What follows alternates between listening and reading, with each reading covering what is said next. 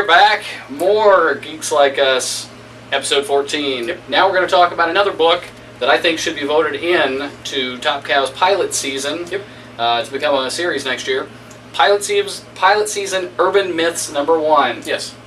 Urban Myths was very cool. I looked at the cover and I was kind of confused on what this was going to be because there was a male Medusa-esque character, and I was wondering like if it was just a mixture of a bunch of myths together to make this guy or what. And it was nothing like that. I mean, it was kind of like that, but I don't know. The whole world is very cool. It's a fantasy setting and mythological setting and an urban setting. I think it's very cool. I liked it a lot. Nothing bad to say about it at all. The art for me was cartoony but tolerable. It reminded me kind of the Incredible style artwork where like your main character, Jack Medusa, because I can't... He has a different last name. He's got a different last name. last He name. gets irritated when people only remember him as Jack Medusa. Sadly enough, I can't remember his last name reading the comic. I remember Jack Medusa. But it's got the very, the guy has the big upper body and arms and everything, get down to little toothpick legs. Just reminded me of So you like guys mine. enjoyed the artwork. I almost said, it's like me, but then I was like, no, I don't have toothpick legs. But, I mean, it was cartoony, but it fit.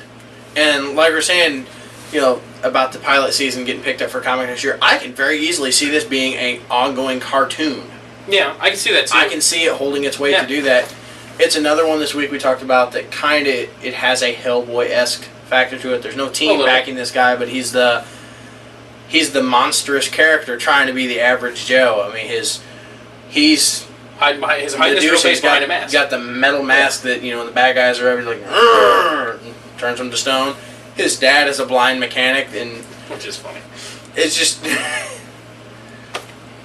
I liked it. I liked it too. I have nothing bad to say about it. I'm so disappointed in you two. Liking this book that I picked out? Man. It's not by Vertigo. I pick out these books because I think they're going to hate them. It's not by Vertigo, and it's they not loved by it. A lot of the time, if you like a book, I agree. He's usually the guy that doesn't. Yeah, sure. Did you like Vertigo? Some. Do you think necrophilia bestiality is okay? No. You pick that out. It's true. Yeah, however, DC, you didn't put a disclaimer in the darn solicitation. I should have. Yeah. Anyway, back to Urban Myths. What'd you think? I enjoyed it. I mean, I picked it up knowing that I would enjoy it. Just looking at the cover, reading the solicitation, I had no doubts.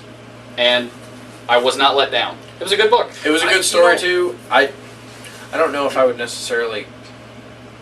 What age range do you think this comic is appropriate for? Oh, there was nothing bad in it. From 8 to 80. Sure. That's what I would say. Sure. It's got a little bit of questionability for younger kids with going to Hades. Oh, okay. There's even drug reference in here. That's where I was getting iffy about what... Well, they have to take that drug to... Jesus, man, don't skim the comic. No, I'm just trying. I'm thinking like cocaine and stuff. I'm like, there was no heroin or The anything one in he's like, yeah, this is good. I like. Well, I thought you were talking about like actual like illegal marijuana drugs. I'm like, no, there wasn't. No, they're not snorting anything, but there is some drugs. Okay, that the drug that puts you on to go to Hades. Illegal marijuana drugs. I thought that's what you're talking about. I'm like, what the? No, there was none of that in there. Legal marijuana non-drug. For medical purposes, cataracts. I was like, there was not a single bit of illegal drugs in this book, but okay, anyway.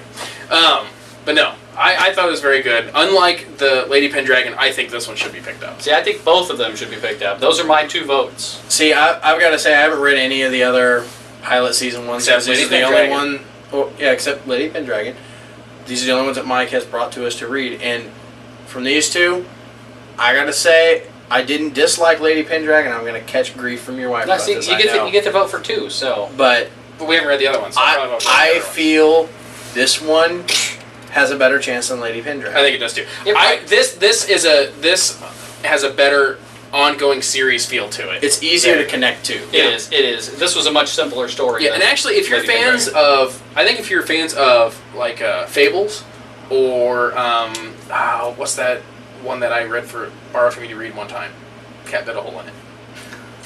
You know what I'm talking about? Yeah, I know what you're talking about, but I'm not going to be able to think of it before we run out of time. My question. At 2 a.m. in the morning, I'll think of it, and then I'll post it. Anyway, there's 2 other like fairy tale myth comics that are out there that are very popular. Here's the big thing I want to get on camera. You can answer the question. When would we know whether we'd be able to get issue 2, 3, 4, 5, whatever of Actually, this? yeah, that's Once true. the voting process ends. When is that? Check out Top Cow's MySpace page. That's where you do all the voting. Okay, And I believe I have a link through our MySpace page. Oh, I'm tempted to have you put this in my box. But if there's not going to be more, I'm not as tempted. True. So Top Cow, you need to make sure this gets made in. So Yeah, that, actually, so you know what? I Who can make cares? more moolah from Charlie. Well, here's the thing. 46 titles. At this point in time, Top Cow, I think that you should ignore the votes of the fans and just put it out anyway. Because I think if more people read it once it was an ongoing thing, they'd like it. All right, so we all liked it. We give it good reviews. We'll see you next time for more comic reviews. See ya.